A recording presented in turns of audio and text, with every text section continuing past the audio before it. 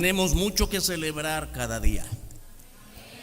El Señor nos ha libertado y nos ha hecho salvos para siempre. Esta mañana, hermanos y hermanas, iniciamos la semana en la que recordamos todo el sacrificio que el Señor hizo por nosotros. Él es la roca firme en la que todos estamos protegidos. Salvos estamos en esa roca. Vamos a ir a la palabra del Señor en el Evangelio de Juan, capítulo 17. Los versos 11 al 15, si pueden estar un momentito de pie los que pueden. Capítulo 17 de Juan, versos 11 al 15, dice así la Escritura. Y ya no estoy en el mundo, mas estos están en el mundo. Y yo voy a ti. Padre Santo, a los que me has dado, guárdalos en tu nombre, para que sean uno, así como nosotros. Cuando estaba con ellos en el mundo, yo los guardaba en tu nombre. A los que me diste, yo los guardé. Y ninguno de ellos se perdió, sino el hijo de perdición, para que la Escritura se cumpliese. Pero ahora voy a ti, y hablo esto en el mundo, para que tengan mi gozo cumplido en sí mismos. Yo les he dado tu palabra, y el mundo los aborreció, porque no son del mundo, como tampoco yo soy del mundo. No ruego que los quites del mundo, sino que los guardes del mal. Amén. Oramos, Padre bendito, gracias por esta palabra poderosa. Oh Señor, cuando el Señor Jesucristo oraba delante de ti con tanta profundidad, unos momentos antes de ir al dolor de la cruz, Señor, ¿cómo podíamos pensar nosotros que se trataba de nosotros?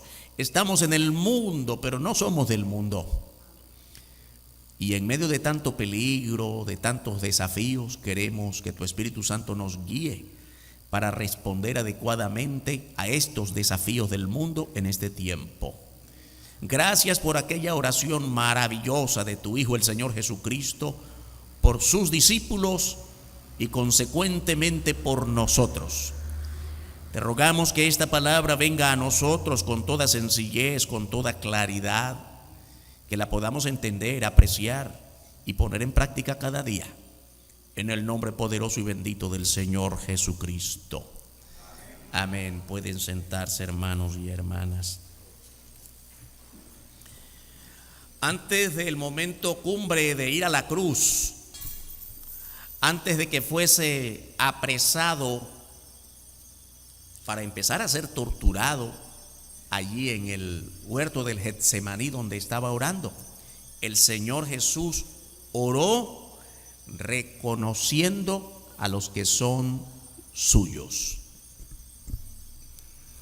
Hermanos, hermanas, la gran verdad del Evangelio es que el Señor Jesucristo murió por todos, todos sin excepción. Pero llega el momento en el que Él tiene que reconocer a los que son suyos. ¿Y quiénes son los suyos? Los lavados en la sangre de Cristo, los que han creído en Él por fe. ¿Quiénes no son los suyos? Pues los que no creen en Él. La única diferencia, oiga bien, la única diferencia entre los que son salvos y los que no son salvos es creer en Él o no creer en Él. La única diferencia entre los que son suyos y los que no son suyos es creer en Él o no creer en Él. Jesús reconoció en esta oración a los que son suyos. Observe bien, hermano o hermana, en qué momento está el Señor Jesús. En unos instantes más llegan a apresarlo los soldados romanos, Judas a la cabeza, fariseos, todos los que estaban allí, para conducirlo al juicio que después lo llevó a la cruz. Y Jesús está haciendo una oración muy profunda, la oración sacerdotal más importante que alguien pudo haber hecho por otros delante de Dios. El capítulo 17 de Juan. Y si usted observa cada trozo de esa oración de Jesús, la preocupación de Jesús no fue su martirio, su dolor, su quebranto. La preocupación de Jesús fueron los suyos, los discípulos. Y por eso es que usted ve aquí, Señor, te pido por ellos, yo les he enseñado lo que tú me has enseñado, ahora quedan aquí, yo me voy, etcétera. La mayor preocupación de Jesús antes de ir a la cruz fueron sus discípulos. Jesús está preparándose para el final. Y el versículo 11 dice, ya no estoy en el mundo. Observe usted, hermano, hermana, cómo Jesús afirmó esto en forma anticipada. Porque cuando Él menciona estas palabras, todavía está en el mundo. Está ahí en el huerto del Getsemaní. Pienso que para nosotros hubiera sido más fácil entender las palabras de Jesús si hubieran sido, Señor, todavía estoy en el mundo, un momentito más y ya me voy hacia ti. Pero no está diciendo eso. Está anticipándose, está hablando, dando por hecho que ya no está en este mundo. Y observe bien cómo la misma oración dice, hablando de los discípulos, y el mundo los aborreció. Mire que también está hablando de modo anticipado sobre los discípulos. Los aborreció. Oiga, en la vida de Jesús, el ministerio agitado de Jesús, aproximadamente 3 años, el perseguido fue Jesús. Los sacerdotes, fariseos y las autoridades judías siempre estaban sobre Jesús. Cada palabra que decía Jesús era cuestionada, lo rechazaban, se burlaban de él, hasta lo apedreaban. Entonces, es Jesús. Los discípulos iban detrás de él. Pero los discípulos todavía no son aborrecidos en ese momento. Sin embargo, el Señor Jesús dice, y el mundo los aborreció, anticipándose cuando ellos ya estuvieran cumpliendo su labor profética después que Él ya no estuviera en este mundo, dando por hecho que habrían de ser aborrecidos. Es una manera de mostrar total seguridad de que su plan redentor sería plenamente cumplido. Hermanos, hermanas, el plan de Jesús al venir a este mundo fue plenamente cumplido. Exactamente esas son las palabras del Señor Jesús cuando ya está en la cruz y al punto de morir dice, consumado es. Consumado es muchas cosas, hermanos. No es, Señor, gracias que ya acabó este dolor, ya me voy a morir. No solo acabó el dolor. Señor, gracias que ya pasaron estas horas de tormento desde que fui tomado en el Getsemaní y traído a la cruz. No solamente eso. Cuando dice consumado es todo el plan redentor desde antes de la fundación del mundo. Cuando Adán y Eva pecaron, Dios no improvisó un plan, ya tenía un plan para cuando pecaran. Y cuando pecaron, Dios desató ese plan a través de su Hijo Jesucristo. Y todo ese largo plan que lo vemos en los libros del Antiguo Testamento, en relación al pueblo de Israel, en relación a antes del pueblo de Israel, el tiempo, por ejemplo, de la Torre de Babel y en la confusión de lenguas, en tiempos del diluvio con Noé, todo ese plan que se viene cumpliendo poco a poco, y después en los libros proféticos con el pueblo de Israel y la cautividad en Asiria y en Babilonia y el regreso, todo eso, lo que se va cumpliendo con la figura del templo y el sacrificio de animales y el lugar santísimo y el atrio y el altar de sacrificio, todo eso que se va cumpliendo tiene final, tiene una culminación completa, total, en la persona de Cristo, en su muerte redentora y en su gloriosa resurrección. Por eso el Señor Jesús lo está dando como un hecho aquí, anticipándose y diciendo al Padre en oración que cuidara a los suyos, porque era parte del plan redentor que Él mismo vino a cumplir. Dice en relación a los discípulos en el versículo que estamos leyendo, estos están en el mundo. El Señor Jesús está pensando que Él va a morir y va a resucitar y se va a los cielos, pero los discípulos quedan en el mundo. Hermanos y hermanas, y yo quiero pensar esta mañana que cuando el Señor Jesús estaba haciendo esta oración, no solamente estaba pensando en sus discípulos que quedarían en el mundo, está pensando en nosotros, que somos los discípulos de hoy, la iglesia de hoy, el sacerdocio santo de hoy. Está pensando en nosotros, que habríamos de enfrentar situaciones difíciles como la enfrentaron los discípulos en el trabajo apostolar de la predicación. Los discípulos enfrentarán los peligros del mundo, la vida, los conflictos, las tentaciones. Óigame, los discípulos experimentaron el rechazo de la gente en su tiempo. Enfrentaron sus propias debilidades humanas, enfrentaron persecución, enfrentaron cárcel. Jesús había vivido en medio del pecado sin pecar. Eso hace de esta oración la oración maravillosa en la que el Señor Jesús está rindiendo cuentas al Padre. Señor, yo he cumplido, pero estos quedan. Insisto, hermanos y hermanas, mire usted cómo el Señor Jesús no le está diciendo al Padre: ay, Señor, que no me duela, ay, Señor, que ojalá que no se vaya a realizar todo esto. No está orando por sí mismo, está orando por los suyos y por lo que van a enfrentar después. Los discípulos todavía están en el mundo, aunque ya no pertenecen a él. Hermanos, hermanas, qué bueno es pensar que aunque estamos en este mundo no nos pertenece. Como nosotros ahora, los discípulos, ya habían sido redimidos por Cristo, salvados por Cristo, enviados a una gran comisión al mundo para predicar, y el Señor Jesús está demandando de ellos que así como Él vivió sin pecado, ellos tenían que aprender a vivir lejos del pecado, como nosotros ahora tenemos también que vivir lejos de todo pecado. Nosotros, hermanos y hermanas, tampoco pertenecemos a este mundo. Estamos en este mundo, vivimos en este mundo y sufrimos las mismas condiciones del mundo. ¿Sí o no? Mire bien las enfermedades del mundo, el virus que está de moda hoy en todo el mundo. Estamos con temor de salir a la calle, estamos con temor hasta de saludarnos, como siempre, con todo aprecio nos saludamos, y tenemos que guardar todas las normas y tenemos que hacerlo con disciplina, porque hay peligro. Que seamos cristianos no nos libra de ese peligro. Estamos en el mundo, pero hermanos, hermanas, no pertenecemos a este mundo. Vivimos en un mundo que no nos pertenece, porque hemos sido comprados por Cristo para pertenecer a la gloria del Padre.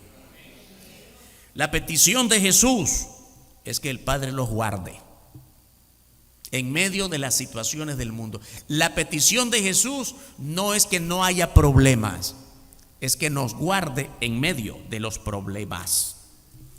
Dice también en la oración: Padre, que sean uno, como tú y yo somos uno. Hermanos, hermanas, este es un gran desafío todavía. Yo creo que una de las tareas pendientes de la iglesia en el mundo, la iglesia del Señor, es que todavía no nos vemos como si fuésemos uno. Aquí el ser uno, hermanos y hermanas, no es que seamos iguales, porque no podemos ser iguales, pero que vayamos detrás del mismo propósito, que es el Señor Jesucristo y su tarea de la predicación. Identidad, fortaleza. El Señor Jesús está orando al Padre para que los discípulos realicen su trabajo en identidad de propósito, siguiendo al mismo Señor, porque todos servimos al mismo Señor. La unidad de los creyentes es fundamental para la vida de la iglesia y el aseguramiento de la difusión del Evangelio. Yo creo que es bueno pensar ahora, hermanos y hermanas, en todo lo que ocurrió a partir del primer siglo de la iglesia. El Señor Jesús murió, resucitó, se fue a los cielos, y quedó la tarea de los discípulos de establecer las iglesias, predicar el Evangelio, testificar de Cristo. Y aparece en el Nuevo Testamento la iglesia en todas partes: en Jerusalén, en Samaria, en Filipos, en Éfeso, en Galacia, en Roma, en Tesalónica, etcétera, etcétera. Y en nuestro país ahora, amén, que hay iglesia, hermanos, predicamos de Cristo. Pero ¿sabe qué, hermanos y hermanas? Cuánta muerte, cuánto sufrimiento, cuánta tortura sufrieron los hermanos de los primeros siglos.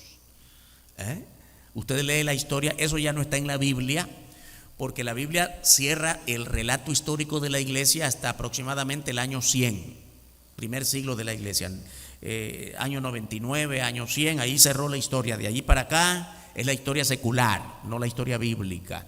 Pero esa historia está cargada de muchos relatos, hermanos y hermanas, de dolor grande, de sufrimiento, de persecución, y tenemos que decir que todavía hoy hay persecución de la iglesia en muchas regiones del mundo.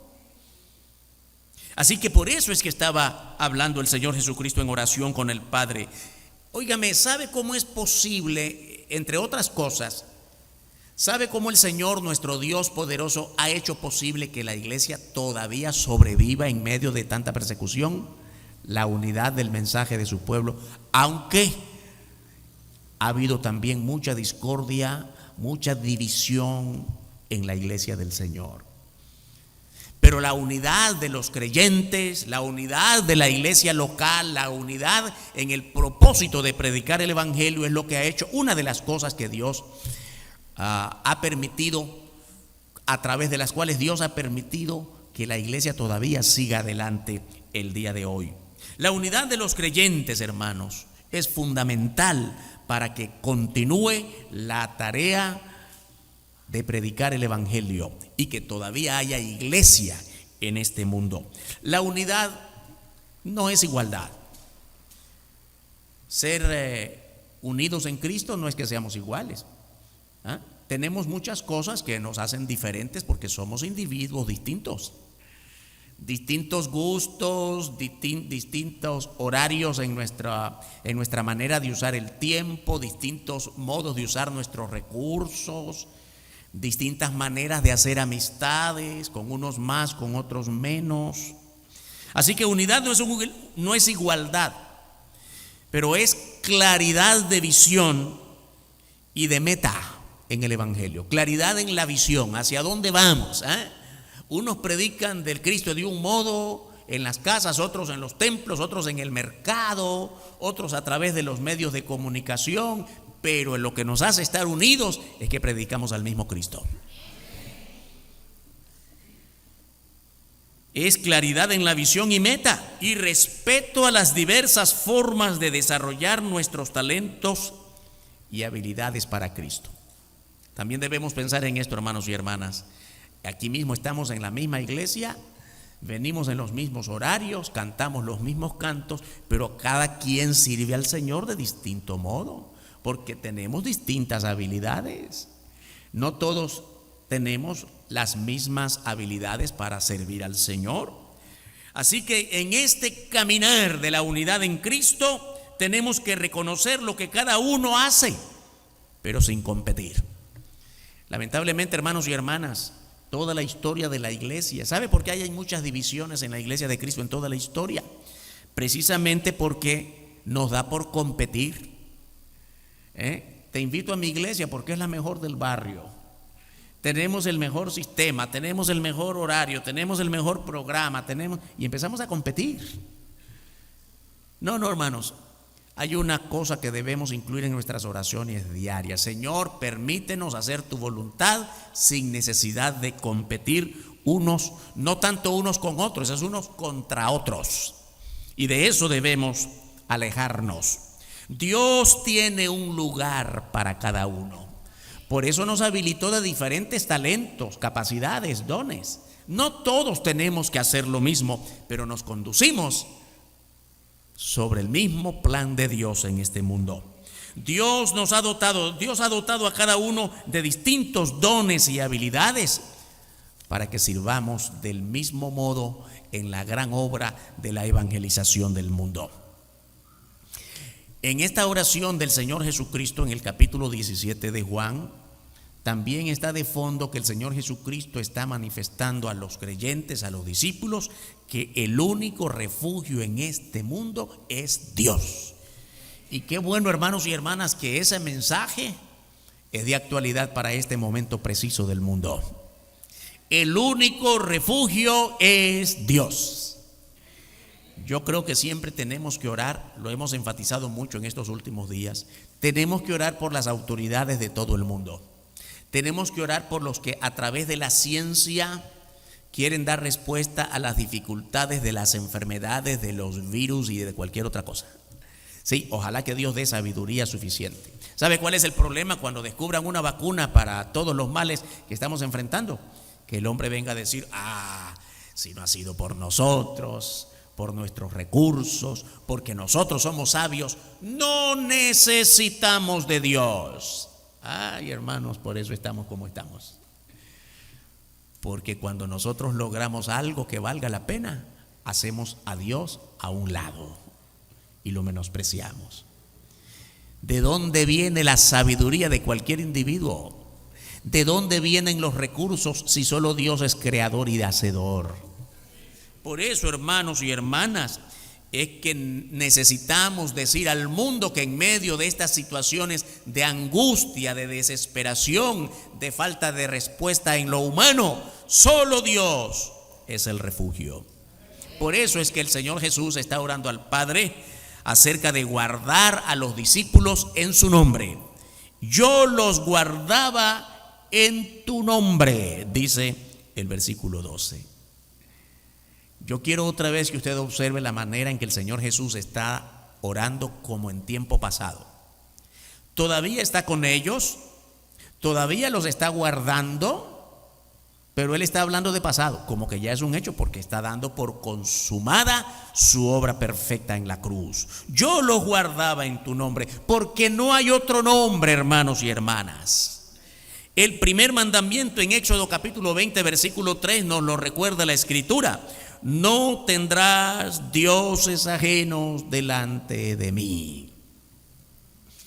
Ahora yo quisiera, hermanos y hermanas, que nosotros estemos seguros como iglesia del siglo XXI, que es nuestro tiempo.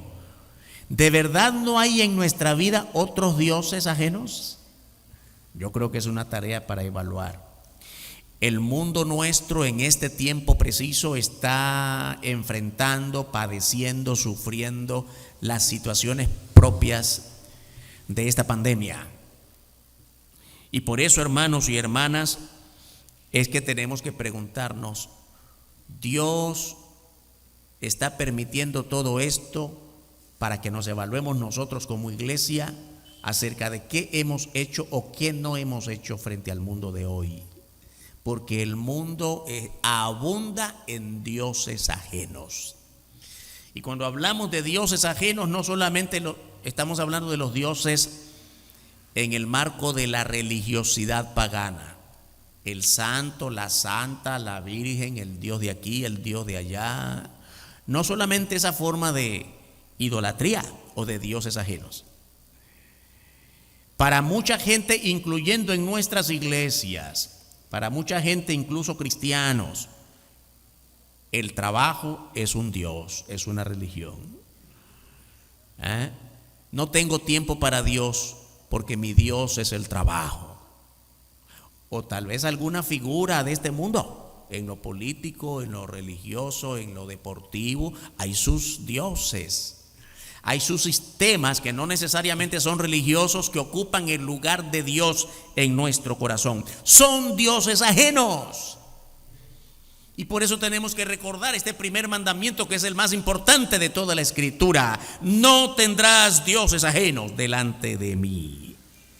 Y el Señor Jesús está pidiendo al Padre que los discípulos no olviden este gran mandamiento. Y por eso todos los discípulos que después pasaron a ser los apóstoles en la predicación de la palabra, murieron sacrificados por el Evangelio. Jesús, hermanos y hermanas, en el desarrollo de su ministerio mostró total obediencia al Padre. Óigame, vemos al Señor Jesús que no hizo nada por sí mismo. No hizo nada solo con su fuerza humana, sino que todo fue en obediencia al plan celestial por la redención del hombre. El Señor Jesucristo no vino a este mundo para morir de modo improvisado, sino en cumplimiento de un plan trazado desde antes de la creación. No fue que un día Por casualidad los romanos, llevados por Judas, lo encontraron y aquí sí lo pescamos y lo llevamos a la cruz. No, no fue casualidad. Todos nosotros ya estamos bien claros de que fue en cumplimiento del plan trazado en el cielo desde antes de la creación que se nos cuenta en el libro de Génesis. Y sigue diciendo el Señor en esta oración al Padre, repito hermanos, antes de ir a la cruz. La mayor parte de esta oración en Juan 17, Jesús hablando con el Padre en favor de los suyos, no en favor de sí mismo. A los que me diste, yo los guardé. A los que me diste, yo los cuidé. A los que me diste, yo los enseñé. A los que me diste, yo los levanté. Hermanos y hermanas, el Señor, ¿has dejado que el Señor te enseñe a través de su palabra? El Señor podrá decir lo mismo de nosotros esta mañana. A la iglesia que se reúne esta mañana en este lugar, yo los guardé, yo los cuidé, me obedecieron. ¿Cuántos obedecemos al Señor cada día? Jesús escogió personalmente a cada uno de los discípulos, pero ahora Él declara que fue en plena armonía con la voluntad del Padre. Recordamos en las Escrituras, ahí nos lo dicen los evangelios. Y el Señor escogió a Mateo, y el Señor escogió a Simón Pedro, y el Señor escogió a Andrés, y el Señor escogió a Bartolomé, y el Señor escogió a Juan y su hermano Jacobo, y el Señor escogió a los dos llamados Judas. Los escogió sabiendo cómo era cada uno. Pero no los escogió porque eran buenos amigos, no los escogió porque les simpatizó su rostro, no los escogió por alguna situación meramente humana, los escogió en total acuerdo con Dios el Padre. Mire bien cómo dice, a los que me diste. Es interesante. No fue escogí a los que yo quise, sino a los que tú me diste. Qué bendición saber, hermanos y hermanas, que nosotros somos dados al Señor Jesús por el Padre, por su buena voluntad. Él nos escogió para que le sirvamos como voluntad estrecha entre el Padre y el Hijo. Y los guardó como quien tiene que rendir cuentas a su cuidado. El Señor está rindiendo cuentas al Padre en esta oración antes de ir a la cruz. Cuando usted es enviado en su trabajo a una misión, vamos a decir que fue a un día de ventas fuera de la ciudad, 2, 3 días, y cuando regresa, ¿hasta dónde termina su trabajo en esa jornada? Cuando rinde cuentas. Esto vendió, esto no vendió, esto es el precio, aquí está, rinde cuentas. Y qué bueno que mañana comienza otro día de trabajo. Pero esta cuenta ya la cerramos. El Señor Jesús está rindiendo cuentas delante del Padre y está pensando en cada uno de sus discípulos. Estos me diste y los guardé, y los enseñé, y los entrené, y los hice madurar, y los hice crecer, como el Señor está rindiendo cuentas cada día delante del Padre por nosotros el día de hoy. Hermanos, solo si somos verdaderamente obedientes podemos hacer que el Señor Jesús rinda al Padre un informe de gozo por nuestra labor en este mundo. Ahora, qué interesante, cuando el Señor Jesús está pensando en los que son suyos. Ahora vamos a ver en esta oración que el Señor Jesús está pensando en que uno no era suyo. Yo creo que todos hemos ido más de alguna vez con curiosidad a esta parte de la Biblia, ¿verdad? A los que me diste yo los guardé, ninguno se perdió. Señor, yo creo que te equivocas aquí porque uno no está. Antes de tu muerte eran 12 y después de tu muerte eran 11. ¿Qué pasó con uno? Quiero repetir, hermanos, el Señor reconoce a los que son suyos. Ninguno se perdió. Lo dice en pasado otra vez. Cuando Jesús está orando, los 12 están allí como grupo. Pero ellos enfrentarán los peligros del futuro. Y en ese peligro, cuando empezaron a predicar y realizaron la labor profética y fueron llevados a las cárceles y fueron perseguidos, ninguno se perdió. Los hijos de Dios son hijos para siempre. Qué bueno, hermanos y hermanas. Óigame una cosa muy importante. Yo creo que debemos estar claros de que no todo el que viene a esta iglesia, no todo el que va a una iglesia cristiana es salvo. Ojalá que sí, deseáramos que sí, pero no todos. ¿Y cómo sabemos quién sí y quién no? Bueno, nosotros podemos ver el rostro y hasta podemos equivocarnos. Yo creo que todos son salvos, deseo que todos seamos salvos, pero como muchas veces, otras veces hemos aprendido, hemos estudiado la Biblia, solo hay dos personas que saben de su propia salvación: Dios y usted mismo.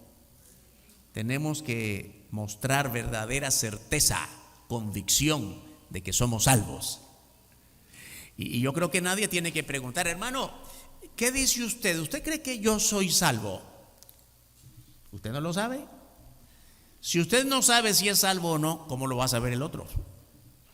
Usted tiene que guardar en su vida, mostrar en su vida verdadera convicción de que es salvo. Ahora observe bien, que es la parte a la que nos queremos conducir aquí con mucho interés. Ninguno se perdió sino el hijo de perdición, para que la escritura se cumpliese. Qué interesante, hay dos cosas aquí muy importantes. Lo primero es, ninguno se perdió sino solo uno. ¿Quién? El hijo que ya era perdido. ¿Sabe lo que esto quiere decir? Nunca fue mío.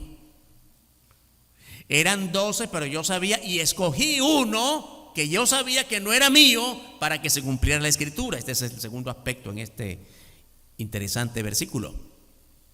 Había una escritura desde el Antiguo Testamento que ya decía que uno de los 12 lo iba a entregar. Así que no hay nada que sorprendernos, hermanos, hermanas. Mire, parece que el Señor Jesucristo falló con uno que le salió malo. No, no le salió malo, él lo escogió sabiendo que no era suyo. Tenemos que pensar en esto, hermanos. De repente pensamos en Judas como el único malo de la película, pero yo creo que, usando la misma expresión de malo de la película, yo creo que siguen habiendo malos de la película aún en las iglesias. Si hasta canta, si hasta predica, si hasta sale a decir algo de Cristo en la calle, si hasta es líder, sí. Judas también tenía un cargo muy importante. Era el tesorero del grupo y parecía muy celoso del uso del fondo, del dinero, pero no era del Señor.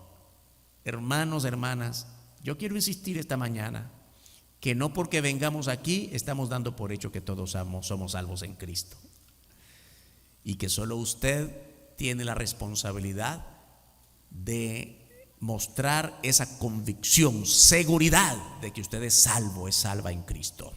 No espere que otro se lo diga, porque usted debe estar seguro de tal cosa.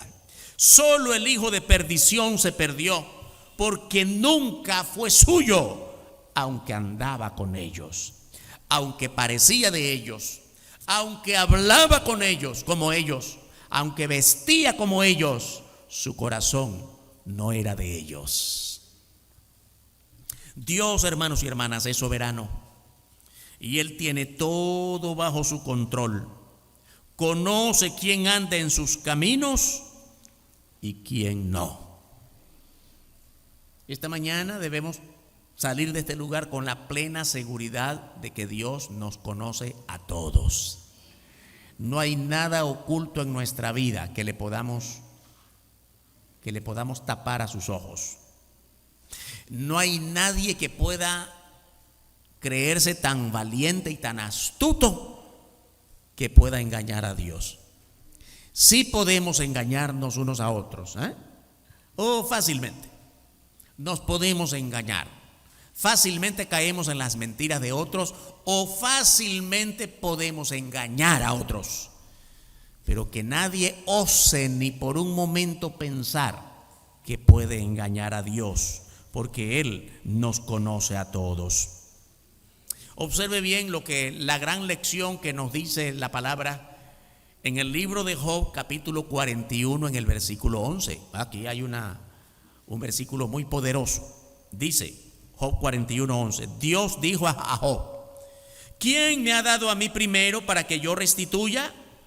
Todo lo que hay debajo del cielo es mío. Ay, hermano, hermana, debajo del cielo, todo lo que hay en los planetas, en las estrellas, en la luna, en el sol, en nuestro planeta donde habitamos, en el rincón más pequeñito del fondo del mar, en lo que se esconde detrás de las hojas de un árbol. Hermano, hermana, no hay nada que Dios no sepa. Mire bien la pregunta: ¿quién me ha dado a mí primero para que yo restituya? Diciéndolo en el lenguaje común nuestro es: ¿a quién le debo algo? ¿Dios le debe algo a alguien? ¿Dios ha dejado de cumplir alguna promesa que hizo a alguien? ¿Hemos encontrado a Dios mintiendo alguna vez? No, hermano, hermana, Él es soberano, no miente, es un Dios de toda verdad, es un Dios de toda santidad. Lo que Él dice que hará, lo hace. Cuando Él dice que va a hacer algo, lo cumple, porque no es palabra de hombre, es palabra de Dios verdadero. Dios no está en deuda con nadie, como todos nosotros siempre estamos en deuda con Dios, por causa de nuestros pecados, por causa de nuestro alejamiento. Y viene Job y contesta a Dios. Job capítulo 42 versículo 2.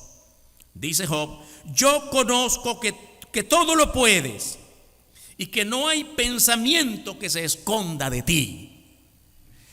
Hermanos, hermanas, cuando usted quiere esconder algo para que su esposo no lo vea, para que su esposa no lo vea, para que sus hijos no lo vean, siempre corremos el riesgo de que no será que será tan astuto que al final lo encuentra. Es muy difícil. Pero si hay algo que podemos esconder de nosotros mismos y que nadie puede encontrar la llave para saber dónde está, nuestro pensamiento. Podemos entre nosotros pasar diciéndonos mentiritas y mentirotas por mucho tiempo y soy que usted lo descubra. Por eso es que aquí está diciendo Job: yo no puedo esconder de ti ni mis pensamientos. Y solo Dios sabe el pensamiento de cada uno. ¿Sabe una cosa importante?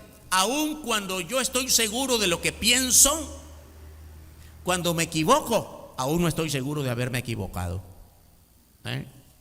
Pero yo estoy seguro que yo lo guardé aquí. Mire, yo lo guardé. ¿Cómo es posible que ya no está? Y alguien viene y me dice: es que no te acuerdas que más tarde lo tomaste. De verdad, no puede ser. No, te equivocaste. Sí lo guardaste, pero no te acuerdas que un poco después lo llevaste a otro lado. Óigame, nosotros mismos podemos engañarnos o equivocarnos con nuestros propios pensamientos, porque olvidamos, porque a lo mejor tenemos una intención para seguir mintiendo, pero Dios conoce el pensamiento, Él no se equivoca. Por eso, hermanos y hermanas, Job tiene que decir aquí, después de esta gran pregunta del Señor: ¿a alguien le debo algo? ¿Alguien me ha dado algo para que yo le restituya? Señor, no, tú no le debes a nadie. Y todos los pensamientos de cada uno tú los conoces. El Señor Jesús, hermanos y hermanas, está orando al Padre para que proteja a los discípulos, porque Él ya no va a estar con ellos. Él se encamina hacia la cruz. Y por eso es que habla de gozo, que ellos no pierdan el gozo.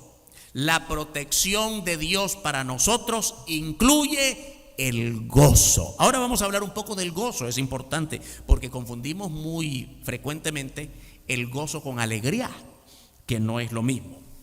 El verdadero gozo, hermanos y hermanas, solo es resultado de la obra redentora de Cristo. Esa obra a la cual va a la cruz, en el derramamiento de su sangre, en el pago por nuestros pecados, ante la justicia del soberano Dios el Padre. El verdadero gozo es resultado de ese sacrificio de Cristo. Por eso el Señor dice: ahora voy a ti. Eso significa: voy a ti a través de la muerte. El Señor Jesucristo no vino y regresó al Padre tal como vino. Regresó a través de la vía de la muerte. La obra se ha completado en Cristo y nada puede impedir el gozo del creyente. Yo creo que es muy importante entender esto, hermanos. ¿Qué fue lo que Cristo logró por la cruz, en su muerte en la cruz por nosotros? La salvación. Y olvidamos que la salvación en Cristo incluye el gozo. Si nosotros predicamos y creemos en la seguridad eterna de la salvación, el gozo es parte de esa seguridad eterna. Si nosotros creemos y predicamos que nadie puede quitarte la salvación en Cristo, pues nadie puede quitarte el gozo en Cristo. Yo sé que hay muchos hermanos que no pudieron venir esta mañana por la prudencia que demanda el tiempo, el virus, la pandemia, y siempre hemos dicho, miremos con mucho respeto y aprecio a los hermanos que deciden quedarse en casa, y que nosotros, pues mostrando verdadera confianza en el Señor y el gozo de reunirnos, estamos aquí, a riesgo de enfrentar la situación del virus. Que vengamos aquí no nos estamos dando la de valientes y desafiando a la naturaleza. No, estamos confiando que este es el tiempo de reunirnos para llenarnos del Espíritu Santo y llevar la palabra a todos lados. Eso es así. Nada puede quitarnos el gozo de servir al Señor, en casa o en el templo o en la calle o en los que todavía podemos ir al centro de trabajo. El gozo nadie nos lo puede quitar. Ahora debemos entender también, por eso digo que es importante entender qué cosa es el gozo. El gozo no es ausencia de problemas.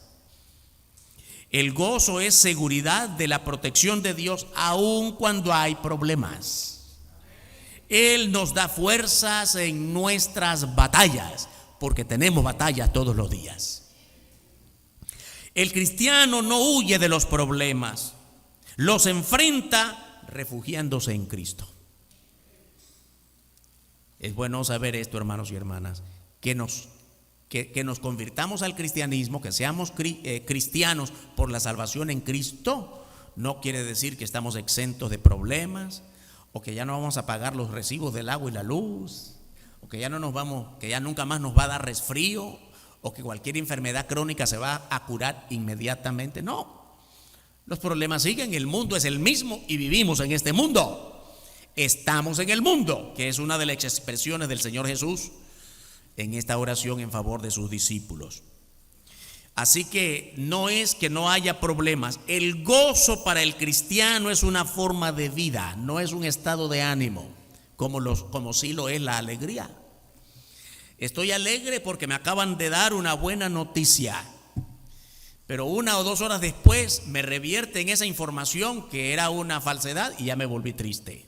La alegría va y viene porque es circunstancial. El gozo es un modo de vida permanente aunque tengamos crisis o problemas, porque el gozo es por la presencia de Cristo en nosotros. El gozo en el cristiano es una expresión de seguridad que Cristo mora en nuestros corazones.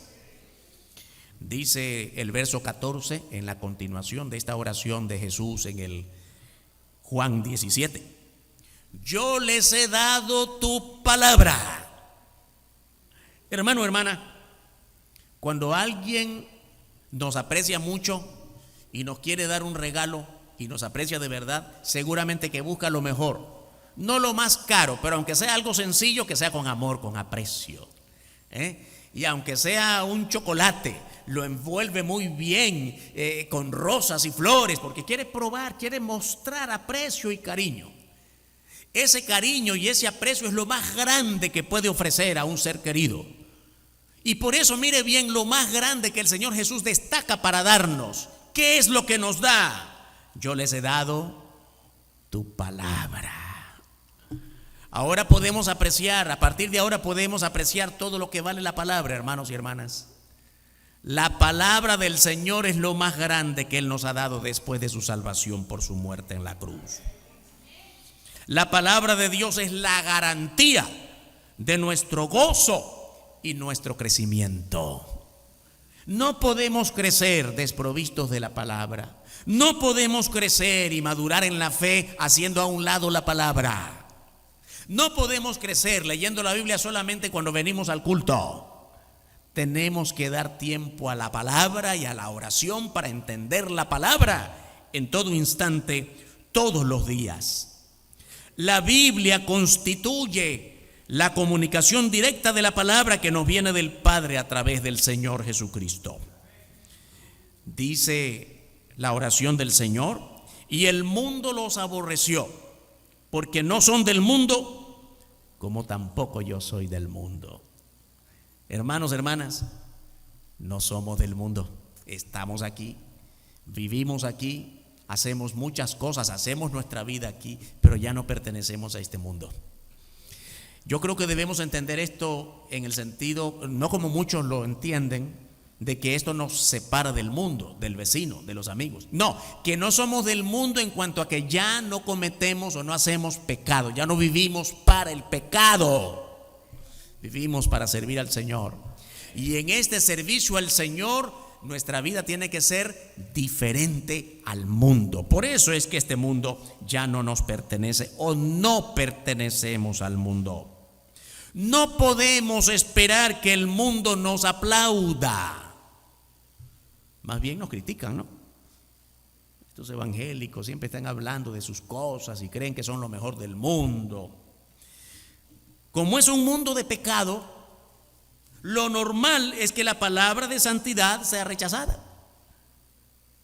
A nadie, a ningún pecador le gusta que le digan que es pecador. Rechaza la palabra. ¿Y cómo hacemos para predicar la palabra sin que la palabra les ofenda? No se puede. La palabra tiene poder para transformar vidas y por eso, hermanos y hermanas, no tenemos que acomodarla, no tenemos que adornarla, tenemos que predicar la palabra tal cual ella es, la verdad infalible del Dios eterno. La palabra es para el mundo, pero no es del mundo. La palabra no surge del pecado, la palabra no surge de la desviación, de la división, de la maldad, del odio, del rencor. De ahí no surge la palabra de Dios. La palabra de Dios surge de Dios para aliviar al mundo lleno de pecado.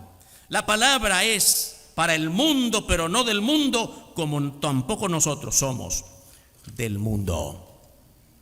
Sigue diciendo la oración en el versículo 15: no ruego que los quites del mundo, sino que los guardes del mal.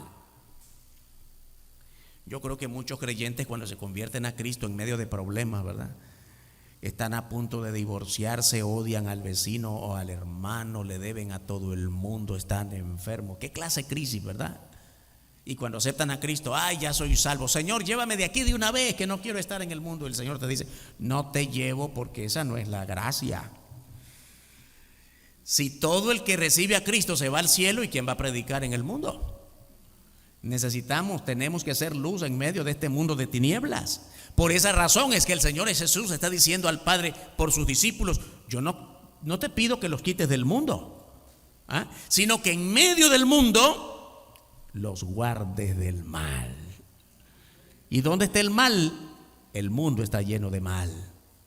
El mundo está lleno de pecado. El mundo está lleno de peligros. El mundo está lleno de todo tipo de pecado, hermano. Odios, rencores, guerras, divisiones, pandemias ahora, inseguridad por las calles, malestar en las familias, divisiones en las familias. Ese es el mundo. Esa es la normalidad del mundo. Y nosotros, como pueblo de Dios, no podemos vivir inmersos en esa normalidad pecaminosa. La oración de Jesús no fue para arrebatarnos del mundo. No podemos desear irnos al cielo si antes no hemos cumplido con los propósitos de Dios. La petición de Jesús al Padre es que fuésemos guardados del mal mientras cumplimos su voluntad en este mundo. Mire bien el énfasis que estamos haciendo. Hay una voluntad de Dios que cumplir todos los días. Por eso es que el Señor no nos lleva de este mundo todavía. Hay una clara distinción en esta oración. En la oración de Jesús del capítulo 17 de Juan, hay una clara distinción entre los hijos de Dios y los hijos del mundo. Somos llamados a vivir, los hijos de Dios, como luz resplandeciente en medio de la oscuridad del mundo. Efesios capítulo 5 versículo 8 dice la Escritura: porque en otro tiempo erais tinieblas, mas ahora sois luz en el Señor. Andad como hijos de luz. Hermano, hermana, qué bueno decir amén con gozo a esto, pero es un gran desafío. ¿Vivimos de verdad? ¿Andamos de verdad como hijos de luz? ¿Nuestra boca produce palabras de luz? ¿Palabras de bendición? ¿Cuántas veces en la semana que ayer terminó usted dijo palabrotas que ofendieron a otro? Bueno, no fue tan ofensiva, pero lo ofendió. Sin querer hería a alguien, a lo mejor sin querer expresó una voluntad desde hace tiempo para herir al otro, menospreciar al otro. Hermanos, hermanas, no podemos llamarnos luz si nos enredamos en las tinieblas del mundo al cual queremos alumbrar. ¿Cuánto necesitamos de su palabra, de la palabra del Señor y de la llenura de su Espíritu para hacer luz verdadera en este mundo? Somos llamados a una vida ejemplar a la vista de todo el mundo.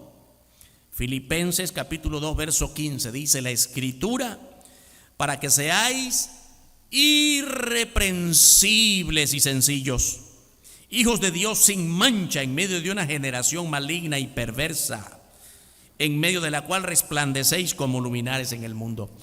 Una cosa muy importante y desafiante de este versículo que el apóstol Pablo, inspirado por el Espíritu Santo, escribió a los filipenses, es que da por un hecho que nosotros somos luminarias. Mire bien la parte final del versículo: en el mundo nosotros resplandecemos como luminares. Está dando por un hecho que resplandecemos. Hermanos y hermanas, cuando nosotros vivimos en este mundo y no estamos resplandeciendo con la luz del Evangelio, ni irradiamos con la luz de Cristo alrededor nuestro, ay, qué cuentas vamos a dar a Dios, porque estamos fallando en nuestro rol sacerdotal como iglesia. Y otras palabritas que nos confrontan con nuestra realidad aquí en Filipenses: para que seáis irreprensibles. ¿Sabe lo que es irreprensible o irreprochable? Que nadie tenga que señalarte nada, que nadie tenga que reprenderte por nada. Hermano, yo te vi en tal situación, hermano, yo sé en qué andas. Que nadie tenga que decirte nada por tu vida sencilla. Mire, irreprensibles y sencillos. No se necesita aprender nada sofisticado para ser cristiano para la gloria de Cristo. Sencillos, apacibles, humildes, aun cuando vivimos en medio de un mundo lleno de arrogancia, orgullo, pasiones desordenadas de la carne. Dios nunca piensa en ti como un hijo de perdición. Después de orar, Jesús se entregó al sacrificio, a la muerte, para que tú no te pierdas. Su sacrificio por todos nosotros fue completa y perfecta. Deja que te libre de todas tus imperfecciones. Deja que Él te rescate y disfrutes de su gozo para siempre. Vamos a orar. Padre nuestro, bendito tu nombre santo. Te damos gracias, Padre, por la bendición de esta palabra, esta hermosa oración de Jesús delante de ti, un momento antes de ir a la cruz. Te rogamos, Padre, que nos ayudes a entender que también pensaba en nosotros la iglesia de hoy.